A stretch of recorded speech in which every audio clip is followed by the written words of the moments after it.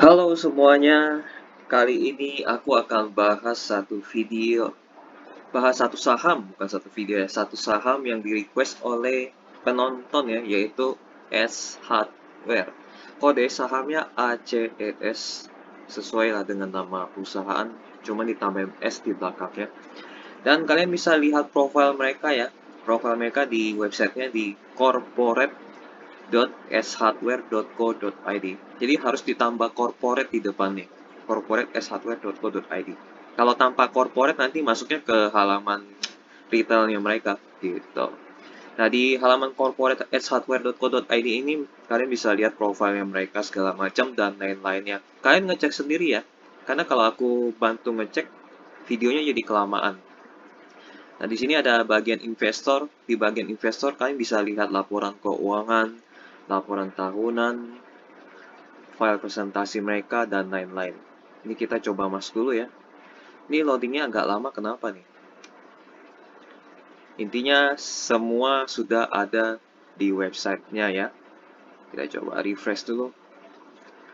Oh, masih lama juga ya. Oke lah, kita beranjak ke halaman lain aja kali ya. Nah, ini cepet nih bagian tentang kami, tapi bagian investornya mereka lambat. Nah, ini dia. Bagian investornya ada informasi saham, laporan tahunan, laporan keuangan, dan lain-lain. Kalian ngecek sendiri aja. Di sini juga ada harga saham. Ya, di corporate.shardware.co.id. Kita masuk ke profil singkatnya mereka di halaman website idx.co.id. Nah, di sini ada profil tentang S Hardware ya, profil singkatnya mereka. Di sini mereka IPO di tahun 2007. Nah, mereka retail barang rumah tangga ya, kita udah tahu ya mereka jual apaan. Karena brandnya juga terkenal. Dan ini jajaran direksi dan komisaris. Kalau S Hardware sendiri sih ya, jajaran pebisnis, maksudnya jajaran direksi dan komisaris, mereka setahu saya sih bersih ya, tidak melakukan hal yang aneh-aneh. Tapi kalau untuk lebih memastikan lagi, kalian bisa ngecek di Google dengan tulis nama mereka ya. Tulis nama mereka, spasi kasus. Kalau ada berarti harus hati-hati, tapi kalau tidak ada berarti aman. Tapi setahu saya mereka ini bisnisnya eh, apa namanya ya? Mereka berbisnis dengan baik, tidak melakukan hal yang aneh-aneh. Gitu. Nama baik mereka terjaga lah kalau grup dari S Hardware ini. Oke, kita lihat di komposisi pemegang saham ya. Nah, ini dikendalikan oleh PT Kawan Lama Sejahtera 59% ini cukup ideal.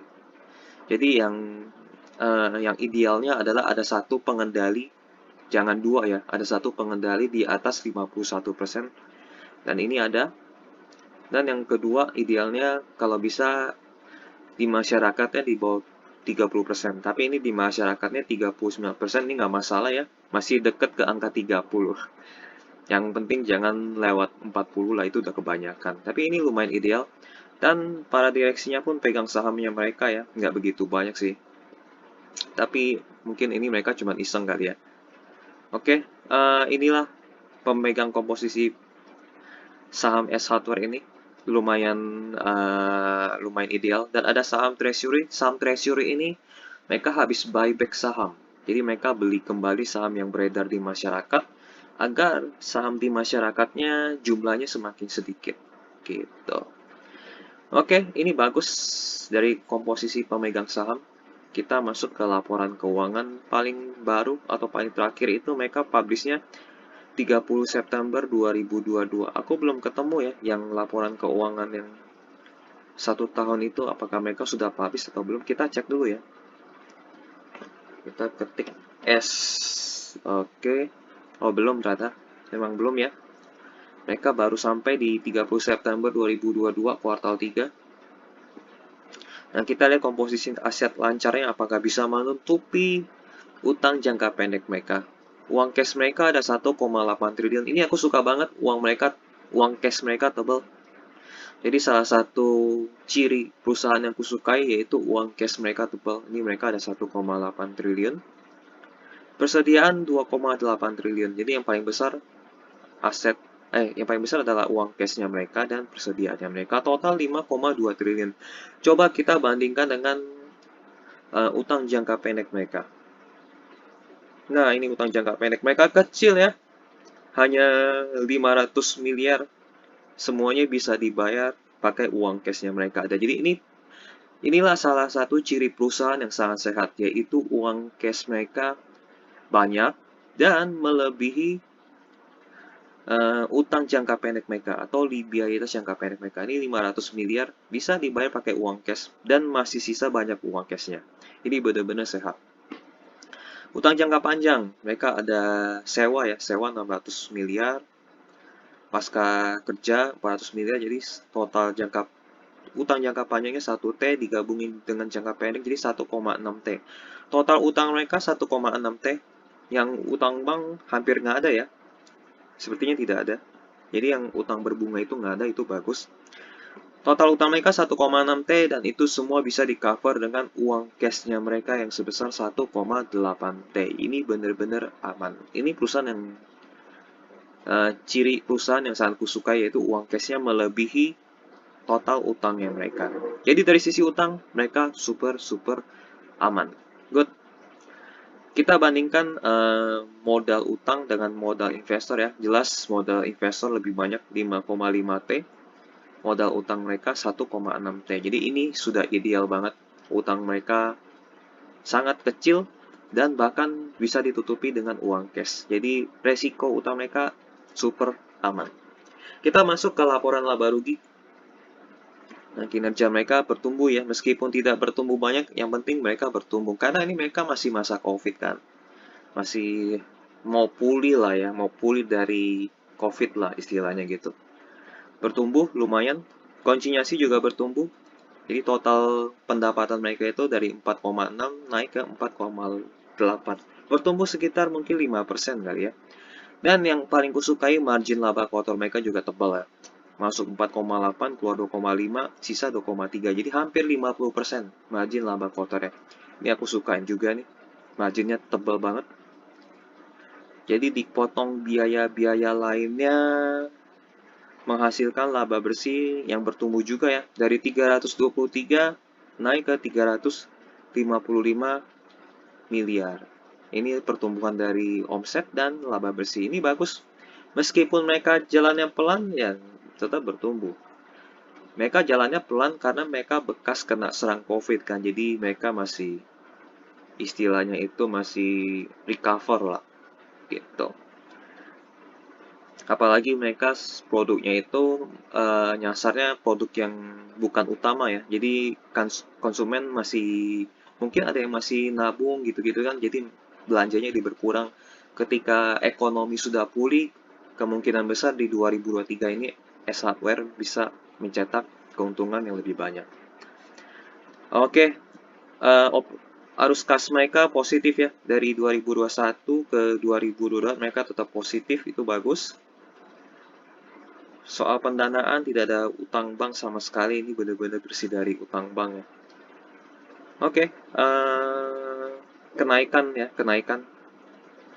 Justru ini ada penurunan cash karena mereka melakukan pembayaran dividen tunai dan lain-lain. Nggak masalah. Kita lihat perubahan ekuitas ya. Apakah dividen mereka lebih besar daripada laba? Kita lihat yang 2022 ya ini. Ini ekuitas mereka di 31 Desember 2021. Ini ada tambahan uang masuk. Dan ini dividen. Ini dividen ya. Oh, ini profitnya ini. Ini bukan ekuitas, sorry. Ini profit. Ini baru ekuitas. Nah, ini ekuitas 30 Desember 2021. Ini profitnya, ini dividennya. Jadi hampir seimbang ya dividen sama profitnya, tapi tetap lebih besar profit. It's okay, yang penting lebih besar dari profit ya. Akibatnya ekuitasnya bertumbuhnya pelan nih. 5512, 5517 karena profit atau laba bersihnya ya lebih besar sedikit dibanding dividen. Kinerja laporan laba rugi mereka oke untuk kuartal 3. Jadi mereka tinggal petik cuan di tahun 2023 yang dimana apa namanya ya, eh, PPKM itu sudah dilonggarkan atau sudah tidak berlaku lagi. Oke, ini kinerja tahunan mereka ya dari tahun 2009 sampai 2022. Nah, ini bagus banget, selalu positif ya. Pertumbuhan ekuitas mereka selalu naik, nggak ada yang turun ya. Kita lihat aja nih, naik terus, kecuali di bahkan nggak ada yang turun ya. Ini melambatnya dari 2001 ke 2022 mereka melambat. Sisanya mereka naik terus. Ini bagus. Operasional selalu positif. Bahkan 3 tahun terakhir justru uang cash masuk mereka itu sekitar 1 T ya. Ini bagus banget uang cash mereka jadi tebal. Laba bersih mereka selalu naik kecuali di bulan Covid ya, di tahun Covid maksudnya. 2020 dan 2021 kan tahun PPKM kan. Ya mereka turun otomatis laba bersihnya. Omset juga mereka turun. Tapi sebelum mereka kena serangan Covid ya, ini terus bertumbuh omsetnya. Ini perusahaan yang bagus banget ya. Kena Covid mereka turun, tapi tidak sampai rugi. Ini kehebatan dari S Hardware ya. Meskipun mereka kena serangan PPKM atau mall ditutup, tapi gerai mereka tetap beroperasional dan tetap menghasilkan laba bersih dan arus kas yang bertambah. Ini kehebatan dari S Hardware ya. Manajemennya bagus banget berarti. 2022 mereka bertumbuh tipis ya dibanding 2021. Tadi kita udah lihat tumbuhnya tipis, nggak apa-apa. Mungkin mereka masih recover. Kita tunggu kinerja mereka mulai membaik 100%, ini pasti akan melompat lagi omsetnya ke sebelum Covid ya. Mungkin bisa 8, mungkin 2023 bisa kita paling masuk akal ke 7 triliun kali ya. Dan laba bersihnya bisa ke 900 miliar. Ini ekuitas pasti akan bertumbuh lagi lebih kencang di 2023 ketika mereka sudah beroperasional secara normal kembali. Ini overall kinerja mereka bagus dan mereka masih bisa membangun gerai ya. Apalagi kalau misalnya ada satu desa atau kota, mereka bisa buka gerai baru di sana. Jadi kan Indonesia masih banyak kota atau desa yang belum ada S Hardware. Jadi kalau desa atau kota kecil itu berkembang menjadi kota besar, S Hardware bisa masuk. Dan ini ruang pertumbuhan S Hardware masih cukup tinggi kalau di Indonesia untuk jangka panjang ya. Oke, kita masuk ke valuasi. Valuasi di harga 525 yang aku catat, mereka dapatnya PE rasionya 19 kali, PVBR 1,6 kali, dividend yield, wah ini lumayan nih, 3,9%. Ini persennya kebanyakan. Ini bukan persen, ini kali ya. Nah, ini oke banget. Ini valuasinya aku sebut murah. Kenapa murah? Karena dividen yieldnya. Kalau dividen yieldnya di bawah 3 atau 2% itu aku anggap wajar. Tapi karena dividen yieldnya cukup tinggi, aku pikir ini murah. Dan PVBR-nya pun masih di bawah 2 kali ya. Masih di bawah 2 kali, PE ratio masih wajar. Jadi aku anggap ini untuk kinerja yang super bagus ini kinerja super bagus ya aku bilang ya. Dan dividen yield yang cukup tinggi, ini harga 525 itu di posisi murah. Karena ininya dividen yield-nya tinggi, kinerja tahunan mereka bagus, dan PVB masih di bawah 2. Ini aku anggap murah. Oke, masuk ke public expose-nya mereka atau presentasinya mereka. Mereka lakukan di 15 Desember 2022, sekitar mungkin 2-3 bulan yang lalu ya. Masih fresh kalau masih segitu. Nah, mereka berdiri di 1995 ya. Sudah melewati berbagai krisis ekonomi di Indonesia.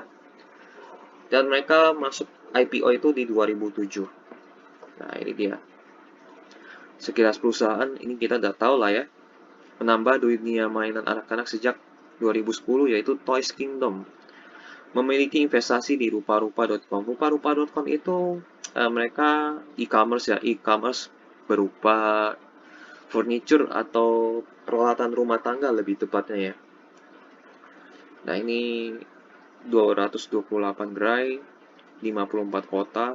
Ini mereka masih bisa tambah lagi kalau Indonesia setiap kota kecil atau desanya berkembang menjadi kota yang menengah ke atas. Ini mereka masih bisa improve.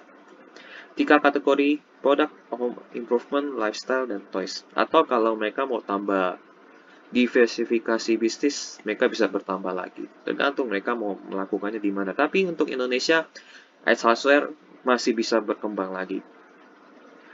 Kinerja operasional, keuangan, oke. Operasional, penurunan ya karena COVID, kita tahu lah ya. Di tahun yang sama, Edge Hardware membuka 13 gerai, Toys Kingdom buka 3 gerai, oke. Bagus, mereka tetap ekspansi. Kinerja keuangan kita tahu mereka bagus. Brand mereka dapat penghargaan, kontribusi sosial lewatin aja. Proyeksi keuangan dan kinerja 2022 mereka udah bagus ya. Kita lewatin aja. Aktivitas Januari sampai September, pembukaan 15 gerai baru di beberapa kota, ini bagus. Jadi omset mereka bertambah karena ada gerai baru atau produk baru. Promosi tematik S Bomb Sale, program Purchase with Purchase. Nah, ini kegiatan marketing mereka ya, marketingnya mereka itu udah berjalan dengan baik. Kinerja keuangan, penghargaan lewatin, kontribusi sosial lewatin, thank you. Ya kalau mereka mau tambah omset, mereka nggak perlu strategi yang gimana-gimana banget. Mereka cukup lakukan penambahan gerai. Ini itu aja sih ya. Mereka cukup tambah gerai aja, omset mereka tambah. Gitu. Oke, kita masuk ke tanya jawab ya. Ini tanya jawab ini biasa dilakukan setelah mereka melakukan public expose atau presentasi ya. Ini pertanyaan jawab mereka. Apakah e-commerce memberikan dampak pada melemahnya penjualan perseroan mengingat pencapaian retailer lain sudah kembali tingkat sebelum pandemi? Apakah terjadi pergeseran dari gerai offline ke online? Ini perusahaan menjawab ya. Perusahaan menyadari pentingnya e-commerce.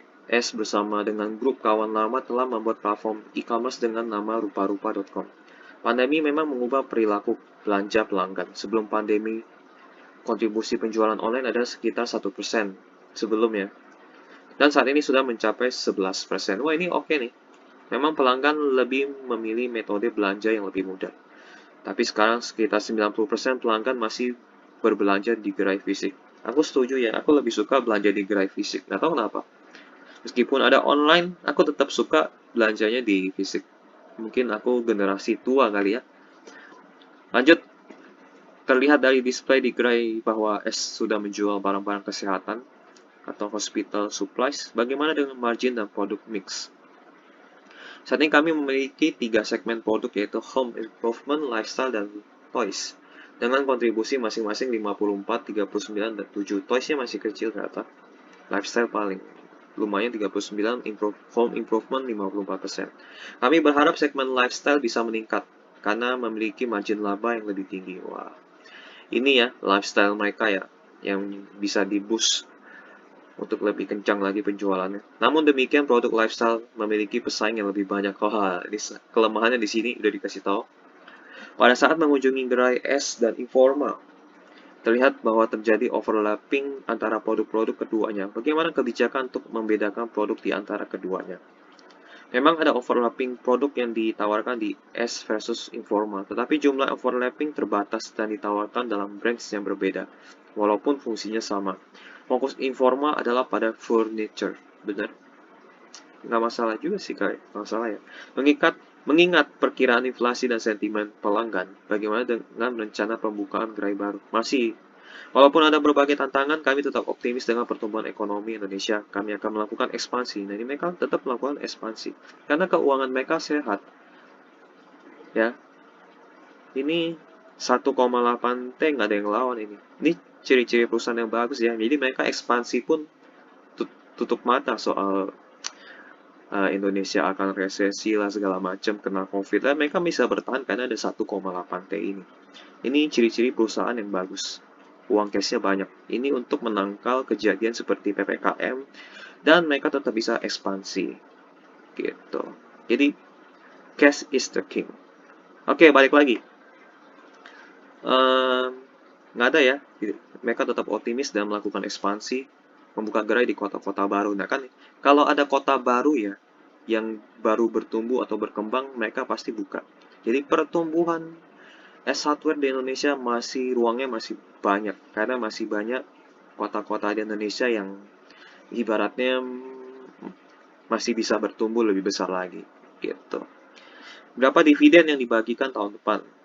Besaran dividen akan ditentukan saat RUPS, mempertimbangkan saldo kas. Oke. Itu bagus. Sama laba ya lebih baik ya. Labanya berapa? Lebih baik sih dividen di bawah laba sebaiknya. Biar ekuitas mereka naik. Apakah pasar es mengecil karena banyak gerai baru yang posisinya berdekatan satu dengan yang lainnya? Terkait dengan kanibalisme, kami mengantisipasi supaya gerai tetap bisa produktif, yaitu dengan mencari tempat terbaik untuk lokasi gerai. Tahun ini SSG juga masih tumbuh dengan baik. Ini masih tumbuh dengan baik. Jadi mereka tidak ibaratnya berdekatan lah ya. Perseroan, apakah boom sale masih efektif? Perseroan menggunakan program boom sale untuk melakukan pembersihan produk, kontribusinya sekitar 10-20%. Oke. Penjualan e-commerce melalui rupa-rupa kontribusinya adalah sekitar 60 miliar. Dan di sisi lain, piutang usaha meningkat hampir sama dengan sales rupa-rupa. Bagaimana rencana persoalan ke depannya? Jangan sampai sales rupa-rupa meningkat dan piutang usaha juga naik, sehingga ada risiko tidak terbayar. Piutang dengan rupa-rupa terjadi karena arrangement transaksi, yaitu jika transaksi dilakukan pelanggan melalui MIS S yang diadministrasikan oleh rupa-rupa. Jadi investor tidak perlu khawatir karena rupa-rupa merupakan anak usaha ACE. Oke. Jika dilihat data jangka panjang, ada kecenderungan cash conversion cycle meningkat karena kenaikan persediaan. Apakah manajemen memiliki strategi untuk mengurangi inventory days? Artinya, kalau teman-teman yang kurang mengerti, artinya barang-barang persediaan atau barang-barang dagangan mereka ini makin lama makin banyak ya. Jadi bagaimana strategi perusahaan untuk mengurangi barang-barang dagangan mereka yang diam di rak-raknya mereka. Jadi inventory days memang relatif tinggi karena produk es banyak dan merupakan produk impor. Kami harus mempertimbangkan proses pemilihan produk dan transportasi, terutama di saat pandemi, di mana banyak negara yang melakukan lockdown. Iya, ini karena ini aja sih. Seharusnya 2023 PPKM udah dicabut. Ini 2023 kemungkinan besar mereka bisa pulih dengan baik ya. Semoga bisa kembali lagi ke track pertumbuhan positifnya mereka. Di dalam laporan keuangan terdapat entitas baru yaitu DSB ya. Mohon dijelaskan informasi tentang perusahaan ini. PT DSB merupakan antisipasi persoalan terhadap diberlakukannya tata niaga impor di mana ada pemisahan antara retailer dengan importir. Perseroan memandang perlu dibuatnya entitas lain, tapi sehingga saat ini belum ada aktivitas operasional yang dilakukan.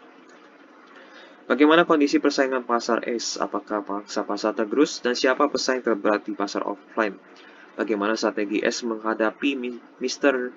DIY ya, yang telah membuka lebih dari 300 gerai?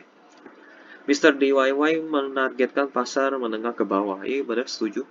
Terdapat perbedaan target market walaupun ada beberapa produk yang mirip. Perseroan telah mengantisipasi dengan S Express yang saat ini berjumlah 18. S memiliki 3 format gerai menurut besaran, yaitu Home Center, Hardware, dan Express Store. Akan disesuaikan dengan format gerai dengan pasar yang dituju.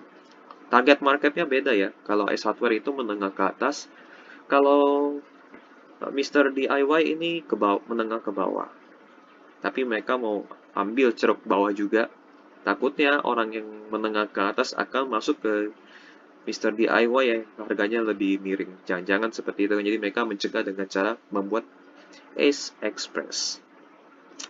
Kuartal 3 2022 terdapat peningkatan persediaan cukup tinggi sehingga menggerus arus kas dari operasi. Apakah ini hal terkait dengan pembukaan gerai baru? Ini sama ya, 4B. Jadi mereka sedang berusaha recover.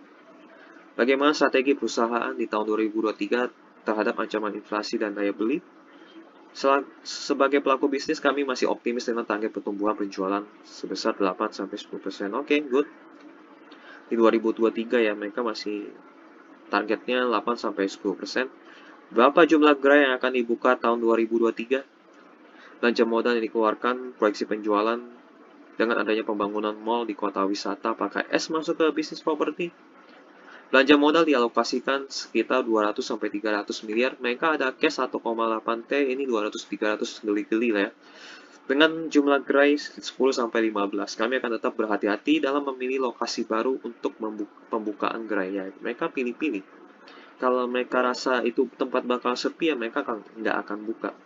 Saat ini grup kawan lama tengah melakukan pembangunan 3 proyek properti di kota wisata Cibubur, Gang Wisata Bekasi, serta Bali. Dan S akan menempati sebagai anchor tenant. Oke, mantap. Bagaimana persoalan menanggapi rencana pemindahan ibu kota? Saat ini gerai terdekat dari IKN adalah di Balikpapan. Dan sementara dirasakan cukup untuk mengcover daerah tersebut. Jadi nggak perlu bangun. Saat perekonomian di sana sudah mulai tumbuh, maka persoalan akan mempertimbangkan lagi. Mereka lihat situasi lah intinya ya. Tidak sembarangan ekspansi. Lalu rugi kan, jangan sampai seperti itu. Mereka harus perhitungan. Bagaimana karakteristik gerai baru, kontribusi terhadap penjualan, dan SSG? Pertama-tama kami melakukan assessment beberapa pasar yang ada di daerah tersebut, misalnya dengan addressable market 200.000 cocok untuk hardware store. Di sana 500.000 cocok untuk home center. Selanjutnya, apakah daerah tersebut sudah memiliki modern retail dengan adanya retail lain. Demikian juga halnya dengan infrastruktur dan logistik. Umumnya di 5 tahun pertama, gerai baru akan memberikan tingkat pertumbuhan high single digit, setelahnya akan dilakukan renovasi. Nah, mereka perhitungan. Update inovasi yang dilakukan perseroan misalnya untuk teknologi untuk mempelajari pola belanja pelanggan atau jika MAPI memiliki artificial intelligence. Kami sudah melakukan inovasi di rupa-rupa untuk lebih mengenal pelanggan. Di tahun 2023 akan dilakukan penggabungan program membership untuk pelayanan yang lebih baik.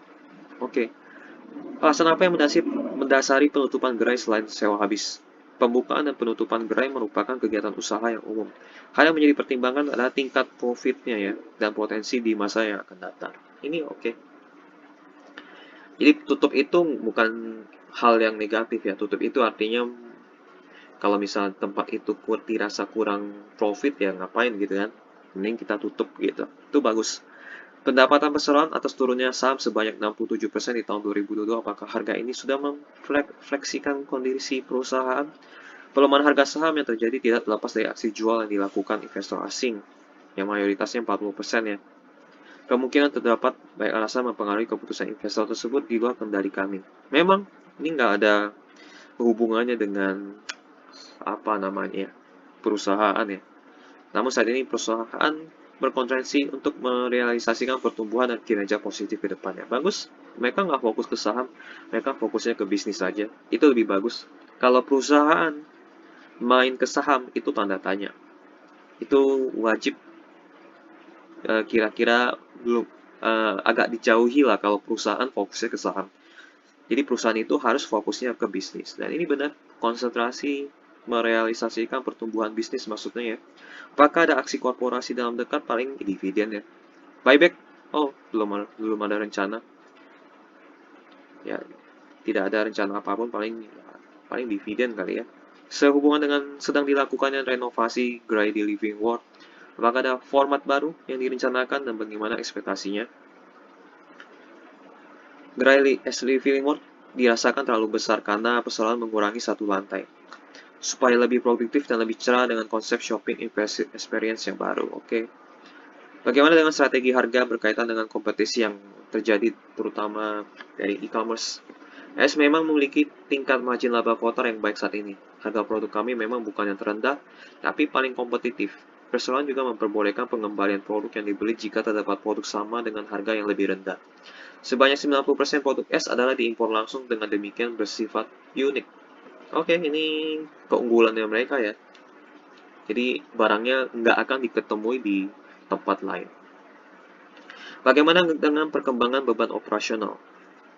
Selama pandemi memang terdapat beban operasional yang lebih rendah, yaitu dalam bentuk efisiensi sumber daya manusia dan diberikan diskon sewa lokasi dari pemilik properti. Karena banyak gerai yang tutup. Hal ini terutama dirasakan di tahun 2021 dan 2022. Tapi tidak bisa seterusnya jika pandemi sudah pulih sepenuhnya.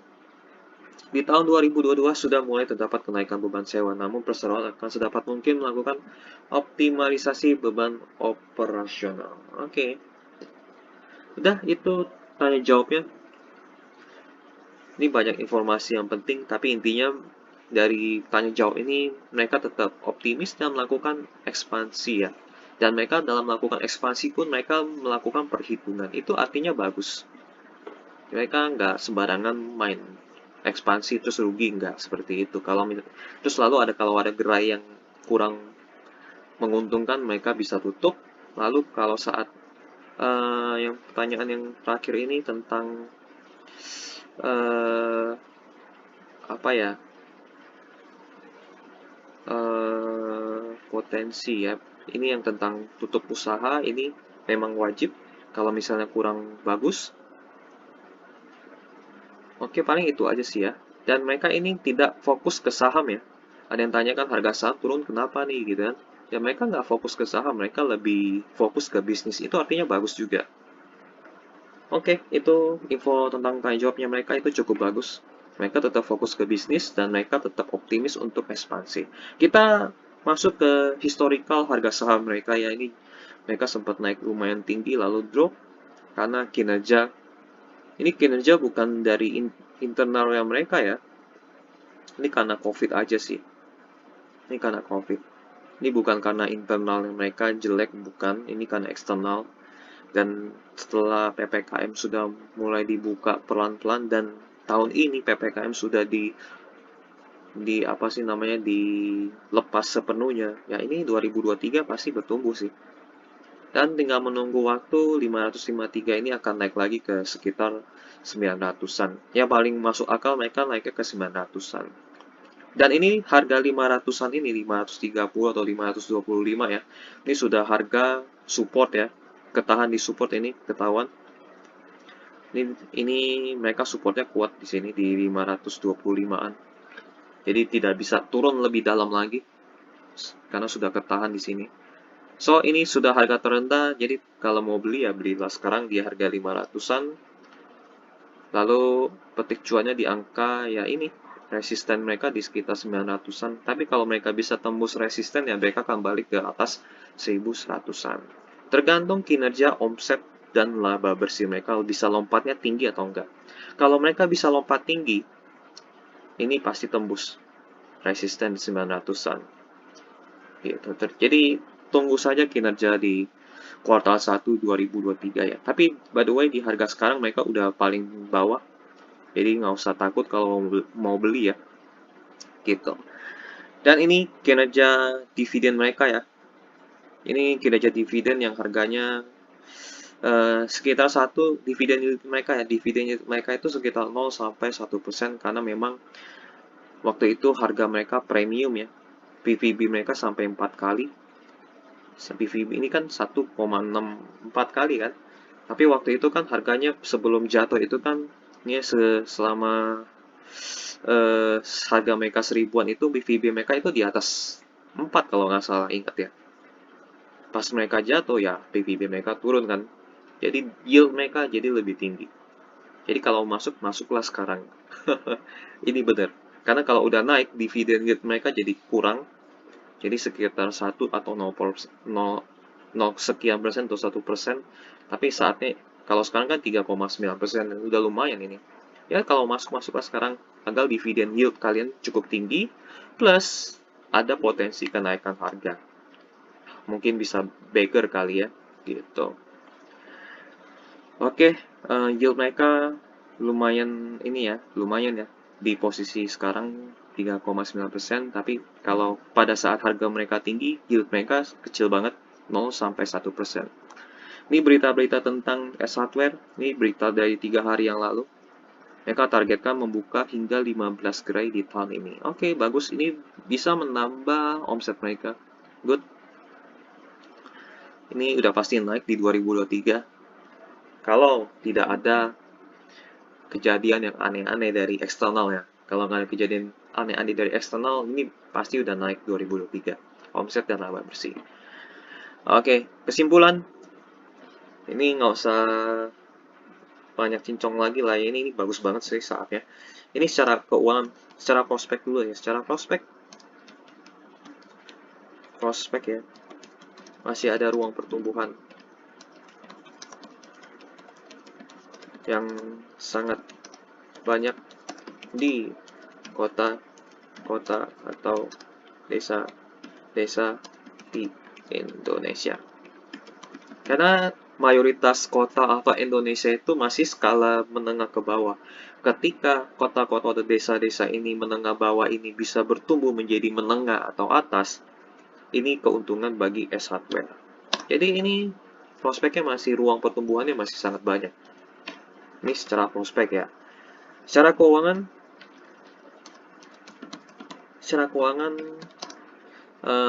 sangat sehat.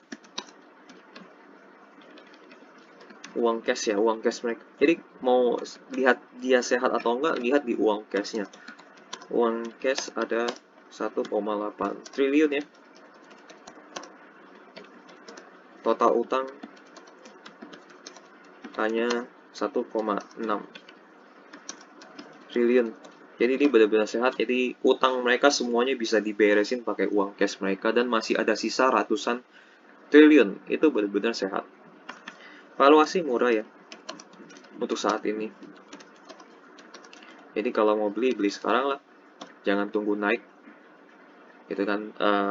Dividend yield cukup menarik ya. Dividend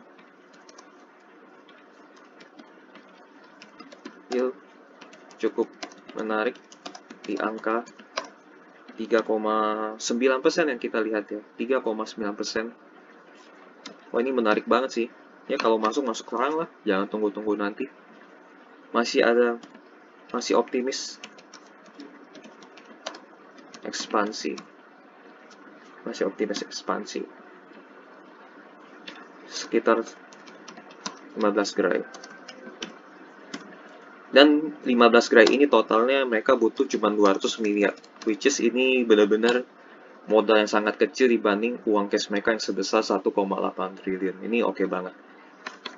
Nilai investasi? Tentu saja ya. Tentu sangat layak.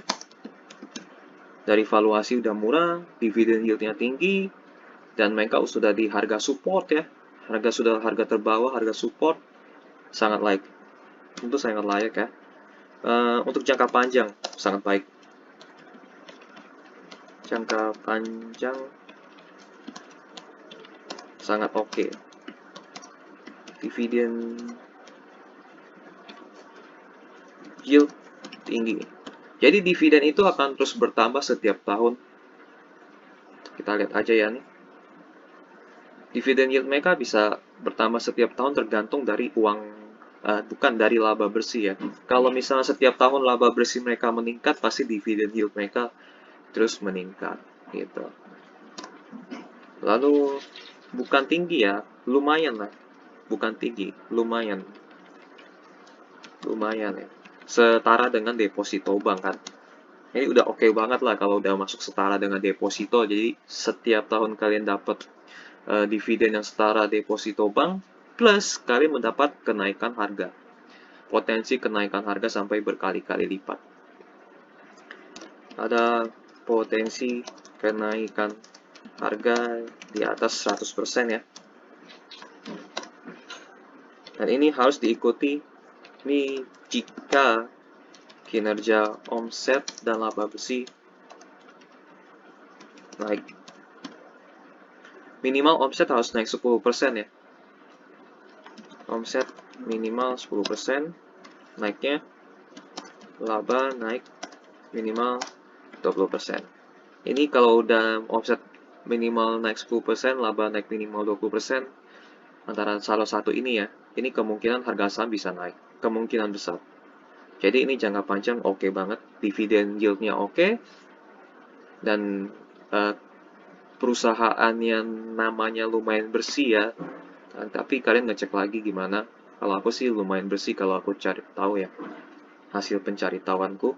Jadi ini oke banget untuk jangka panjang. Dan mereka punya potensi kenaikan harga. Dan ini sudah harga di support, susah turun lagi. Jadi ini justru kenaikan harga tertingginya lebih banyak dibanding harga turunnya. Ini udah oke banget. Valuasi juga udah murah.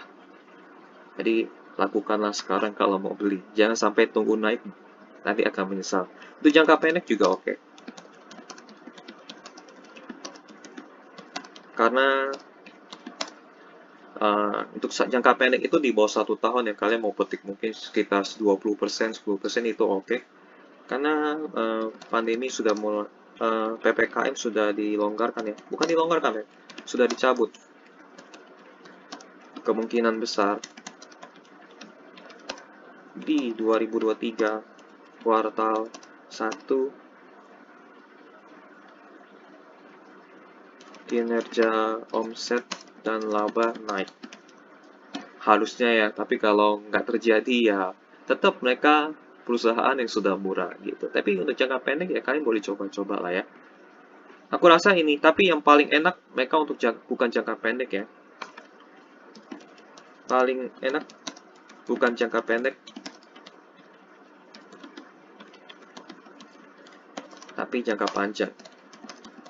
Jadi kalau kalian mau benar-benar merasakan beggar sahamnya S Hardware, ya kalian untuk jangka panjang aja. Tapi kalau jangka pendek aku rasa agak sulit untuk beggar.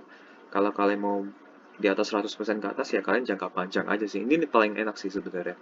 Kalau untuk jangka pendek sepertinya kurang menarik ya bagiku ya. Jadi kalian harus hold dalam waktu jangka panjang baru bisa beggar atau 100% ke atas. Oke, ini kesimpulannya udah oke lah ya. Jangka panjang oke banget, jangka pendek oke juga, cuman paling nikmat kalau kalian hold dalam jangka waktu yang cukup panjang. Oke, sekian eh, analisa tentang S Hardware. Ini perusahaan yang bagus banget dari manajemennya, bagaimana mereka mengatur uang super sehat ya keuangannya, dan sekarang di posisi harga lumayan rendah. Ya, harga mereka sudah di harga yang valuasinya murah dan harga sudah menyentuh support, dan ini kalian boleh masuk sih. Ini oke banget. Jangka panjang lebih oke lagi itu dibanding jangka pendek. Jadi aku saranin jangka panjang aja sih. Oke, sekian untuk analisa saham S Hardware ya. Kalau misalnya ada informasi yang kurang atau informasi yang salah, kalian boleh tambahkan informasinya, kalian boleh koreksi informasinya di kolom komentar. Oke, kalau mau request saham lainnya, kalian boleh tulis juga di kolom komentar. Sampai jumpa di video lainnya. Bye-bye.